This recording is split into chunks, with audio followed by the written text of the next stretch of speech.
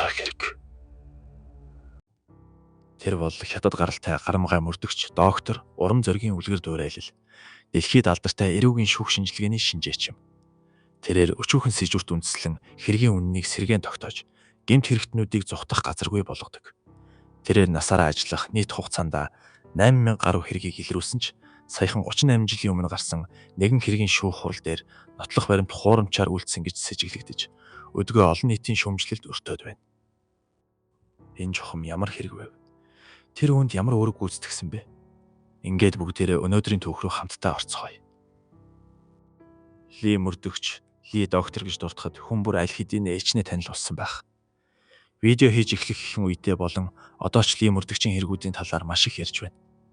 Тэрээр багийнхантайгаа хамт дэвшилтэд арга барил ашиглан хэргийн материал дээр дүн шинжилгээ хийж, тасралтгүй туршилт болон хэргийн газрын сэргээн босголтын дүгнэлтээр дамжуулан гэмт хэрэг гарсан газарт чухам юу болсныг сэргээн тогтоож, хэргийн үнэн зөвийг илрүүлж шинжлэх ухаанч эрүүгийн шинжилгээний эхлэлийг тавьсан юм.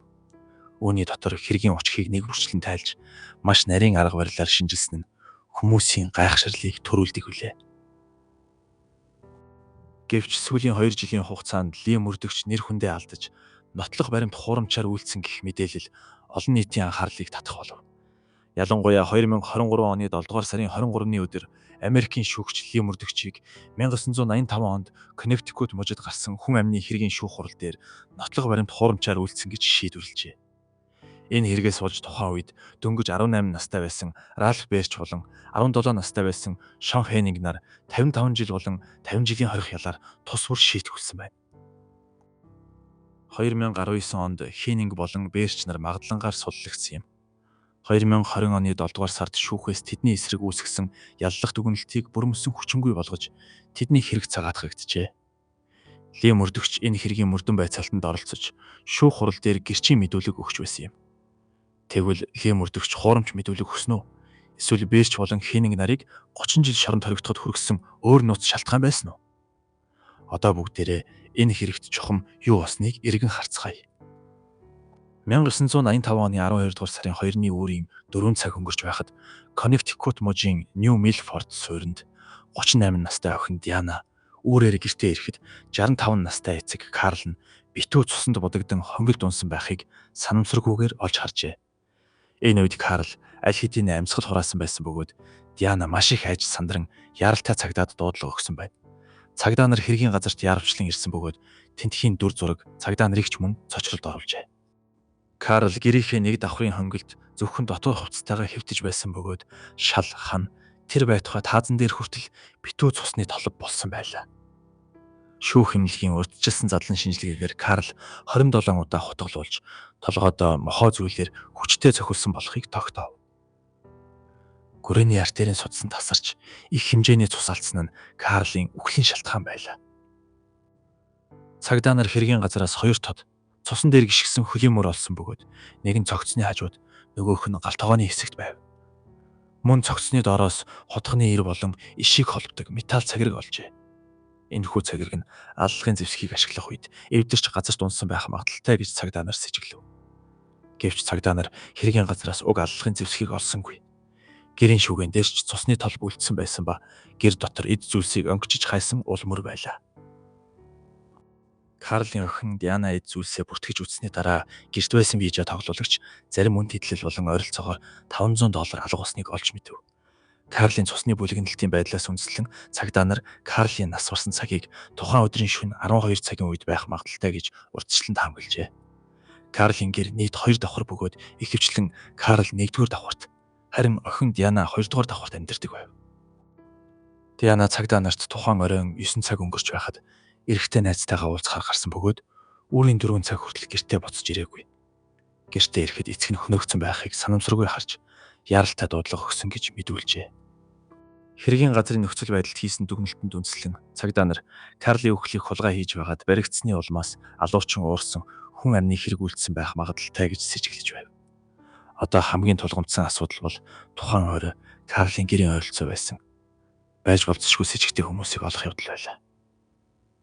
Цагдаа нар эргэн тойрны хөшөөттэй уулзаж ярилцахад хоёр хөршин шин дундын орчимд яндамгүй машин Карлын гэрийн ойролцоо зогсож ойролцоогоор хагас цаг орчим болоод явсныг сонссон гэжээ.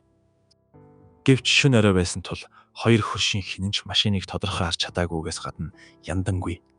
Моторын дуу маш чанга байсан тул машины хаалга онгойлгох эсвэл хаах дууч сонсогдоогүй байна.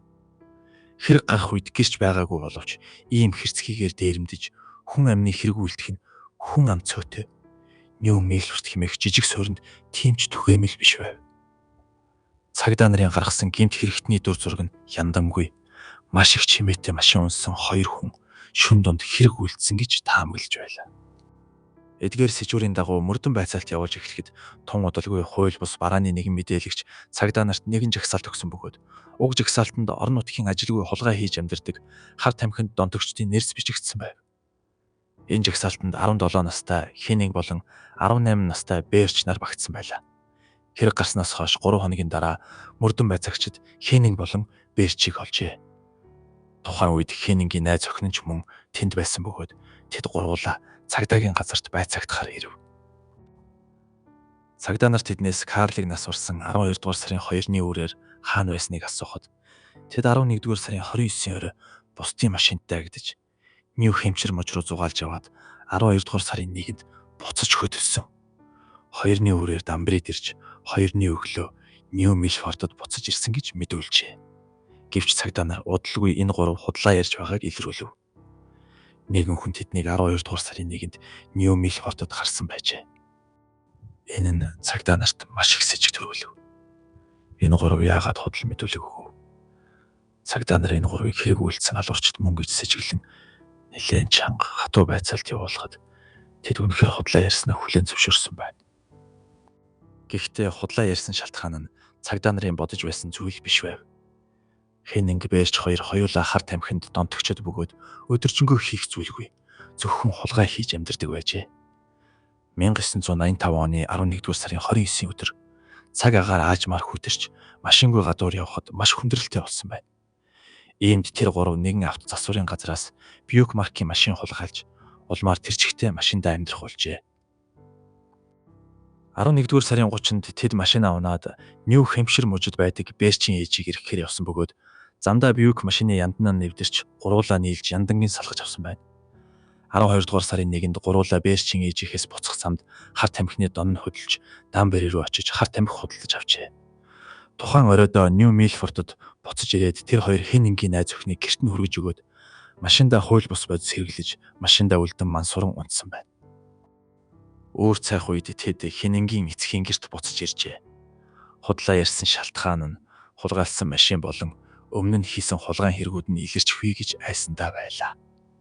Гэвч цагдаа нар нэгэн хэвийн бос зүйлийг анзаарсан нь Берч, Хенинг 2 12 дугаар сарын 1-ний шөнө найз охиноо гэрт нь хүргэж өгөөд машиндаа унтсан гэж байв. Харин Хенингийн найз охиныг хэрэг гарсан газартай маш ойрхон бөгөөд машинаар ердөө 5 минут л явах зайтай байлаа. Тэр хоёр машиндаа унтсан гэж мэдүүлсэн ч тухайн үед тэнд байгаагүй гэдгийг гэрчлэх хүн байсангүй. Машин хулгайлдаг хоёр гэмт хэрэгтэн маш их чимээтэй машин мөн орон зай цаг хугацааны хувьд давхцаж байв. Цагдаа нарын нүдээр бол тэр хоёроос өөр хүн байхгүй гэж харагдаж байлаа. Одоо нотлох баримт олчихвол хэрэг хаагдах гээд байв. Хэргийн газар хаа сайгүй цусны толб байсан тул алуурчин гарцаагүй цусыг машинд тээж орох ёстой байв. Цагдаа нар тэр хоёрын хулгайлсан Бьюик машиныг маш хурдан шалгасан боловч машиныг хараад цагдаа нар гайхшралд оржээ. Машин бүхэлдээ гахын хорооноос ялгаагүй хаа сайгүй зузаан элс шороо, машин дотор хувцс хумар, хөнжил, дэр, угаалгын хэрэгсэл, янз бүрийн сав суулга дүүрэн байв. Наривчлан нэгжиж үтсэн хэдий ч Бьюик машин дотор ямар ч цусны толб олдсонгүй, аллагын зэвсэг байсангүй. Карлыг ам өргөдөх үед гэрээс нь алдагдсан эд зүсч байсангүй. Машин ийм байдалтай байгаа нь Хенинг Берч хоёр машиныг огт цэвэрлээгүй гэдгийг нотолж байлаа. Хулгайлсан Бьюик машин нь тэр хоёрыг Карлын хэрэгтэй холбоотойг нотолж чадахгүй нь тодорхой болов. Үүний дараа цагдаа нар хэргийн газраас олдсон цустай хөлийн мөрийг тэр хоёрынхтай харьцуулж үзсэн боловч таарахгүй байсан бөгөөд нотлох баримтын хувьд ямар ч үр дүнд хүрсэнгүй. Цагдаа нар тэр хоёрын сэтгэл зүй рүү дахин нэг удаа дайрч юм хэлүүлэхийг оролдов. Цагдаа Хенингэд Карлын зургийг харуулж түүнийг таних эсхийг асуухад Хенинг үннийг хэлж ойрхон амьдардаг танилт царай байна. Харж байсан байх гэж хэлээд эргүүлээд цагдаагаас "Энэ Карл чинь шивэстэй үсттэй" гэж асуужээ. Цагдаа нар гайхаж орхив. Карлийн шивээсийг Хенинг яаж мэдэх болов? Карл өгөхдөө хэргийн газар зөвхөн дотор хувцастайгаа байсан. Хэрв Хенинг алуурчин бол гарцаагүй харсан байх ёстой.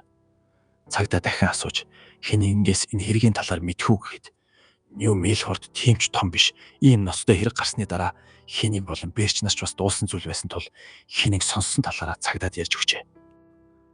Цагдаа Хенингийг хэргийн нөхцөл байдлыг дэндүү сайн мэдж байна. Гарцаагүй асуудалтай гэж үзв. Берчтэй харьцахдаа ч цагдаа нар мөн ижил тактик хэрэглэж тэр хоёрын харилцааг салгаж бие биенээ гэрчлэн гэж найджээ. Хенинг аль хэдийн хэрэгээ хүлээсэн. Чи хүлээхгүй бол чамд боломж гарахгүй шүү. Нөгөө талд нь болохоор Берч аль хэдийн хэрэгээ хүлээсэн. Чи хүлээхгүй бол шоронд суух өдрөө л хүлээгээрэй гэх мэтээр сүрдүүлв. Гэвч энэ хагаралдуулах арга ямар ч үр дүнд хүрсэнгүй. Хоёр найз нэгнээ хизээч буруутгаагүйгээр үл барам цагдаа нарыг яаралтай шалгаж тэднийг цагаатгаж өгөхийг хүссэн байна. Хенинг Берч хоёрыг энэ хэрэгтэй холбоотой гэдгийг нотлох ямар ч баримт байхгүй байсан ч цагдаа нар тэр хоёрыг л алуурчид мөн гагцхүү урдчилж маш сайн бэлдсэн байна гэж үзсээр байв. Өөр сэжүр гараагүй тул хэргийн мөрдлөг зогсонгүй байдалд орсон хэдий ч энэ хоёр залуу хар тамхинд донтогчд бөгөөд бьюк машин зэрэг олон удаагийн хулгайн хэргийнх нь нотлох баримт хангалттай байсан тул Хенинг Берч хоёр хулгайн хэрэгээр баривчлагдаж шоронд орсны дараа утгагүй үйл явдлууд ар араасаа цуурч эхэллээ. Уг нь хэрэг үгээр дуусах ёстой байв. Хенинг Берч хоёр хулгайн хэрэгээр шоронд орсон ч цагдаа нар Карлын хэргийг үргэлжлүүлэн шалгасаар сэжигтэй хүнийг ердөө олж чадсангүй. 1 жил өнгөрч 2 жил өнгөрч хэрэг сунжирсаар $2000 шагнал амласан ч хэрэгт ямар ч агс гарсангүй. Одоо яах вэ? Цагдаа нар дахин Хенинг Берч хоёрыг санаж тэр хоёрыг Карлын хэрэгтэй холбохыг оролдов. Эхлээд Хенинг шоронгоос эмээтэйгээ болон сайн найзтайгаа байн гуцаар ярьдаг байв. Цагдаа нар утасны ярианы түүхийг олж мэджээ. Хенингийн хамгийн ойр дотны хоёр хүнийг байцаахад эмээ болон найз нь маш ойлгомжгүй хариулт өгчээ. Хенинг тэдэнд өөрөө найзтайгаа хамт айлд орж хулгай хийсэн бөгөөд найз нь 65 настай Карл болон түүний нохой хөнөөсөн. Харин Хенинг өөрөө гар хүрээгүй гэж хэлсэн байна. Гэтэл Берчийн талд ч бас яг иймэрхүү нөхцөл байдал үүсчээ. 1987 оны намар Берчийн хоригдол хоёр найз цагдаад мэдээлэхдээ Берч Карлын хэргийг өөрөө Хенингтэй хамт үйлдсэн гэж хэлсэн гэжээ. Ингээд болох нь тэр. Хенингийн эмээ, сайн найз. Берчийн хоригдол хоёр найз нь тэр хоёрыг алуурчид мөн гэдгийг нотлох боломжтой болж гэрчүүдийн мэдүүлэгтэй боллоо. Карлын хэрэгт асар том агц гарч ирв. 1985 онд Ли мөрдөгч аль хэдийн Коннектикут мужийн шүүх шинжилгээний лабораторийн дарга болсон байв. Хэрэг гарсан орой тэрээр хамтран ажиллагсадтайгаа Карлын хэргийн газарт очиж химийн тест болон хэргийн газрын урьдчилсан сэргийн босголт хийсэн бөгөөд тухайн үед ДНК-ийн технологи хараахан гараагүй байлаа. Ли мөрдөгчийн баг хэдэн зуун хэсэгт хурууны хээ, хөлийн мөр, биологийн нотлох баримтын шинжилгээ хийсэн бөгөөд тэдний ажлын агуулга нь зөвхөн цагдаа нарт нотлох баримт цуглуулах туслах байсан болохоос цаашдын эрүүгийн мөрдөн байцаалтанд оролцоогүй юм.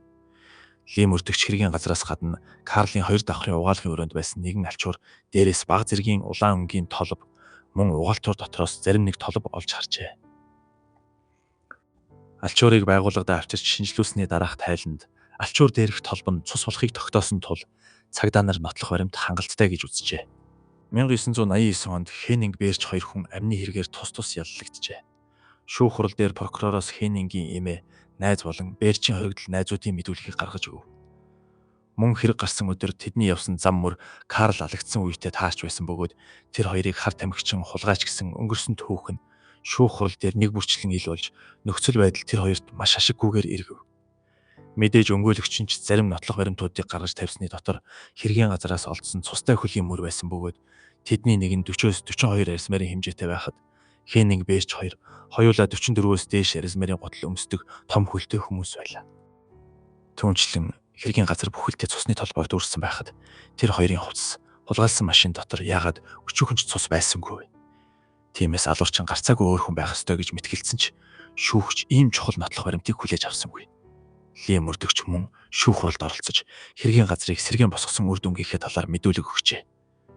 Ли мөрдөгч Хенинг Берч хоёрын хувцаснаас цусны толб илрүүлээгүйч алуурчин хэрэг үлдэхдээ цус үсрэх чиглэлээс зориуд зайлс хийсэн тул хэргийн газрын цусны толб тасралтгүй үргэлжилсэн байна гэдгийг хүлээн зөвшөөрсөн юм. Алуурчин хэрэг үйлдснийхээ дараа хоёр давхарт байрлах угаалын өрөөнд орж гараа угаахдаа санамсаргүйгээр алчууранд цус хүргэсэн байна. Энэ нь өмгөөлөгчийн дэвшүүлсэн хоёулынгийнх нь биед болон машинд цусны тол байхгүй байгаа нь тэр хоёрыг алуурчин биш гэдгийг баталж чадахгүй гэсэн нэцаалт болжээ. Гэвч Ли мөрдөгч алчуур дээрх цус Хенинг Берч хоёрын биш гэдгийг мөн баталсан байна. Шүүх хурал дээр Ли мөрдөгчийн шинжилгээний тайланг ил гаргаагүй бөгөөд өмгөөлөгч прокурорын зүгээс ч энэ тайланг үзэхийг шаардсангүй. Берчийн өмгөөлөгч маш их уурлаж шүүх бүх нотлох баримтыг үл тоомсорлон зөвхөн гин зэмгүй хоёр хөвгүүн рүү анхаарлаа хандуулж байна хэмээн чангаар буруутгасан ч түүний үгийг хинч тоосонгүй. Эцэст нь 4 гэрч болон эд мөрийн баримтыг үндэслэн Хенинг Берч нарт тус бүр 50 жил болон 55 жилийн хорих ялаар шийтгүүлжээ. Хэрэг нэг тийш шийдэгдэж Хенинг Берч 2 цагдаа нар тэднийг зориуд гүтгэж хэрэг тогсон гэдгийг маш тодорхой мэдж байлаа. 1989 онд гин буруутай тогтоогдсноос хойш Хенинг Берч 2 давж заалдах шатны шүүхэд хандаж эхэлжээ. Эрхийн хамгаалах аялал нь 1997, 2000, 2001 онуудад тус 7 цагдаагийн албан хаагчийн хууль бус мөрдөн байцаалтын эсрэг давж заалсан ч харамсалтай нь бүгд няцаагдсан байна. 2008 онд ДНК-ийн технологи эрс хөгжсөний дараа тэр хоёр хамтран өргөдөл бичиж энэ удаад Ли мөрдөгчийг чамруулж гол эд мөрийн баримт болох алчуурыг дахин шинжлэхийг хүсжээ. Энэ удаад тэдний хүсэлтэнд хариу өгч шинжээчид алчуур дээрх хүрэн толбыг дахин шинжлэхэд үр дүн нь олон нийтийг цочролд оруулсан юм. Алчуур дээрх толб нь огтхонч цусны толб биш, харин нэг төрлийн будагч бодис байв. Шинжилгээний хариу гарсны дараа Ли мөрдөгчийн маш өндөр нэр хүндээс үүдэн энэ хэрэг олонний анхаарлын төвд орж ирлээ. Дарамт шахалтаас болж цагдаа нар хэргийн мөрдөн байцаалтыг дахин эхлүүлэхээр шийдэв. Бараг 30 жил өнгөрсөн тул эхний жилүүдэд шүүх хурал дээр мэдүүлэг өгсөн олон хүн аль хэдийн нас барсан байв. Үлдсэн хэсэг гэрчүүд нь тухайн үед өгсөн мэдүүлгээ өөрчилсөн, эсвэл буцаан авчээ. Хенингийн сайн найз хэлэхдээ тухайн үед цагдаа нар түүнд өгөгдсөн мэдүүлгийн дагуу ярил Хенингийн ялыг хөнгөлөхөд туслана гэж битүүхэн сануулж байсан тул тэрээр Хенингийн эмээтэй хамт хуурамчаар мэдүүлэг өгсөн гэжээ. Берчийн хоригдол хоёр найз ч мөн өмнө нь өгсөн мэдүүлгээ буцаав. Тухайн үед гэрч болж байсан хоёр хоригдол найз нь цагдаа нар түүнийг сүрдүүлж байсныг хүлээн зөвшөөрсөн байна. Хэрв шоронд тухтай байхыг хүсвэл цагдаа нарын хийснээр мэдүүлэг өг гэж дарамтлсан аж. Тэр хоёрыг ялалсан бүх нотлох баримт гэрчийн мэдүүлгүүд бүгд няцаагдаж ДНК-ийн технологийн хөгжлийн ачаар шинжээчид унтлахын өрөөнд дэх навчин тамхи, Карлийн дотор хувцсны урд хэсэг, Карлийн бие доор байсан төмөр цагираг зэргээс үл таних эмэгтэй хүний ДНК илрүүлжээ. Хенинг Берч 2 эцэст нь хэс сэргээс мултарч чадлаа. 2018, 2019 онуудад тэр хоёр тус магадлангаар суллагдсан. 2020 оны 7 дугаар сарын 10-ны өдөр шүүх тэдний хүн амны хэргийн ялыг албан ёсоор хүчингүй болгож хэрэгээс бүрэн цагаатгажээ. Тухайн өдөр Берч Хенинг 2 би гин буруугүй. Би үүнийг хийгээгүй гэсэн бичгтээ хувц сүмсэж шүүхийн үүдэнд зураг авахлан гэр бүл найз нөхдөдөө тэрвэрлдэн өөрсдийн шинэ амьдралыг олж авснаа тэмдэглэжээ. Хенинг Берч нар 17, 18 наснда шоронд орж хамгийн сайхан залуу насаа торонд өнгөрөөж дахин гэрэлт ертөнцийг харах үед аль хэдийн 50 нас хүрцгээсэн байлаа. Тэд шоронд өнгөрүүлсэн 35 жилийн төлөө шудраг ёсыг нэхэж эрхээ хамгаалах хүнд хэцүү тэмцлийг эхлүүлсэн юм. Хэрэг энд хүрэхэд ерөнхий үйл явц маш тодорхой болжээ. Энэхүү хэлс хэрэгт цагдаагаас эхлээд прокурор шүүгч хүртэл хинэнч хариуцлагаас мултрах аргагүй байв. Цагдаа нар тэр хоёрт хандах өрөөсгөл хандлагаасаа болж бусдыг хуурамч мэдүүлэг өгөхөд хүргэжээ. Цагдаа шүүгч нар энэ үр дүнд дэндүү амархан итгэсэн байна. Ли мөрдөгч бол бүхэл бүтэн яллах үйл явцын маш жижиг хэсэг байсан бөгөөд 30 гаруй жил өнгөрсөн. Хэргийг мөрдсөн олон хүн нас барсан. Ли мөрдөгч ч өөрөө 80 насны босго алгасан байв. Эдгээр мөрдөн байцаагчдаас зөвхөн Ли мөрдөгч л алдар нэртэй байсан тул Хенинг Берч 2 гол байгаа болгон Ли мөрдөгч рүү дайрчээ. 2020 оны 12 дугаар сард Хенинг Берч 2 7 цагдаагийн алба хаагч болон Ли мөрдөгчийн эсрэг иргэний нэхэмжлэл гаргаж тэдний өмнө гаргасан алдаанд хариуцлага тооцохыг шаардаж нөхөн төлбөр нэхэмжилжээ. 2023 оны 7 дугаар сарын 21-ний өдөр Америкийн шүүгч Ли мөрдөгчийг энэ хэрэгт хариуцлага хүлээх ёстой гэж албан ёсоор шийдвэрлсэн бөгөөд Ли мөрдөгч энэ хэрэгт хариу тайлбар өгсөн байна. Ли мөрдөгч 7 дугаар сарын 26-ны өдөр хэвлэл мэдээллээр дамжуулан албан ёсны мэдэгдэл хийж Карлийн хэрэгт оролцсон үйл явцаа сэргээн ярьж нотлох баримтыг хурамчаар үйлдээгүй гэдгээ илэрхийлжээ. Тэрээр мэдэгдэлтэй би эрүүгийн шинжилгээний ажилтны хувьд шүүх хурал дээр зөвхөн хэргийн газрын сэргээн босголт болон шинжлэх ухааны шинжилгээний үр дүнг л танилцуулсан гэжээ. Тухайн үед хэргийг хэрхэн шүүсэн, гэрчүүд хэрхэн гэрчилсэн нь эрүүгийн цагдаагийн тасгийн хариуцах ажил бөгөөд түүний ажилтай ямар ч холбоогүй байсан. Түүнээс гадна энэ хэрэгтлийн мөрдөгч хэргийн газрын зураг авалт, эд мөрийн баримтын бүртгэл, нотлох баримт цуглуулах ажлыг хийгээгүй. Түүний албан тушаал нь лабораторийн эрхлэгч байсан тул сэжигтнүүдийн нөхцөл байдлыг ч огт мэдээгүй. Хэрэг гарсан өдөр нотлох баримт цуглуулсны дараа энэ хэрэгт дахин анхаарал хандуулаагүй. Хэдэн жилийн дараа Карлийн хэргийн шүүх хурал эхлэхэд Ли мөрдөгч шүүхтэр очисон бөгөөд түүнд нотлох баримт хуурамчаар үлдэх ямар ч сэтэл шалтгаан байхгүй гэдгээ бас хэлсэн байв. Ли мөрдөгч мөн алчуурн дээрх шинжилгээнд хэрэгт ял онооход шийдвэрлэх үүрэг гүйцэтгээгүй гэдгийг онцлов. Шүүх хурлын үеэр тэрээр хэн нэг бэрж хоёрын хувцснаас цусны толб илрээгүй гэх мэт гин бурууг нотлох баримтуудыг мөн гаргаж өгсөн. Энэ хэрэг явдлаас хойш 20 гаруй жил өнгөрсөн. Алчуурт хийсэн цусны толбыг үгүйсгэсэн шинжилгээ найдвартай биш. Учир нь алчуур эд мөрийн баримтын өрөөнд 20 гаруй жил хадгалагдсан тул биологийн задрал, салж ботрах эсвэл шинж чанараа өөрчлөх алдах өндөр магадлалтай. Биологийн нотлох баримт нь цаг хугацаа болон таагүй нөхцөл байдлын нөлөөгөөр задарч сарндаг нь шинжлэх ухааны баримт бөгөөд ямар ч шүүх шинжилгээний эрдэмтэд үүнийг үгүйсгэхгүй. Үүнээс гадна эдгээр алчуурн дээрх цусны толбууд анхан шатны шинжилгээний үеэр дээж аваад дууссан. Эсвэл алчуурын гадаргуугаас унсан байх ч боломжтой. Алчуурны нотлох баримтны уутны шошгон дээр эд мөрийн баримт 16, цуглуулсан хугацаа 85 оны 12 дугаар сарын 2 гэж тодорхой бичигдсэн байгаа нь энэ алчуурыг 1985 оны 12 дугаар сарын 2-ны шөнийн 23 цаг 5 минутанд нотлох баримтаар авч уутанд битүүмжлэн эд мөрийн баримтын өрөөнд хадгалсныг баталж байгаа бөгөөд энэ нь түүнийг нотлох баримтыг хуурамчаар үлдээгүй болохыг ч баталж байна. Ли мөрдөгчийн өмгөөлөгч найз нь шүүх хуралд ялна гэдэгтээ маш их итгэлтэй байлаа. Өмгөөлөгчийн үзэж байгаагаар дөрвөн гэрчийн мэдүүлэх нь эцсийн ял оноох гол үндслэл болсон бөгөөд Ли мөрдөгч зөвхөн хэргийн газрын зарим баримтыг л гаргаж өгсөн. Эдгээр баримтууд нь шүүхийн яллах үйл явдалтай ямар ч холбоогүй гэв. Тухайн үед гэрчүүдийн мэдүүлгийг авах ажилд оролцсон 7 цагдаа л Хенинг Бэрч хоёрыг шоронд ороход гол үүрэг гүйцэтгсэн. Хамгийн чухал нь цагдаа нар болон Ли мөрдөгч бүгд засгийн газрын төрийн албан хаагчид юм. Тэр хоёр нөхөн төлбөрний хэмжилт шүүхэд хандахдаа яллах тогтолцоог шүүхэд өгөх ёстой болохоос биш Ли мөрдөгчийг хувь хүнийх нь хувьд буруутгах ямар ч үндслэл байхгүй. Ли мөрдөгч сэтгэл нь хөдлөн хэлэхдээ тэрээр 57 жилийн ажлын замналынхаа туршид 8000 гаруй хэрэг шалгаж байсан чинь хизээч ямар нэгэн зөв бус үйлдэл хийсэн гэж буруутгагдаж байгаагүй гэв. Намайг хуурамч мэдүүлэг өгсөн гэж байна. Энэ бол би өөрийгөө өмгөөлөх ёстой болсон анхны тохиолдол юм. Мөн цааш нь хэлэхдээ Клинтон, Симпсон, Спектроос эхлээд Питерсон хүртэлх аль ч хэрэгт шинжилгээ хийх үед хэргийн газрын ажилтнууд дайралтад өртдөггүй байсан гэж юу. Би зөвхөн сэтгэлдээ сэвгүй байхыг л хүсэж байна. Харамсалтай нь Ли мөрдөгч хитрхи алдартай тул олонний хараанд өртжээ. Цагаан арснууд хятад хүмүүс рүү дайрах тохиолдол улам бүр нэмэгдэж байгааг тэрээр халаглан хэлж хүмүүс үүнийг намайг унгах маш сайн боломж гэж бодож байна гэлээ. Хэргийн ерөнхий нөхцөл байдал ийм л байна.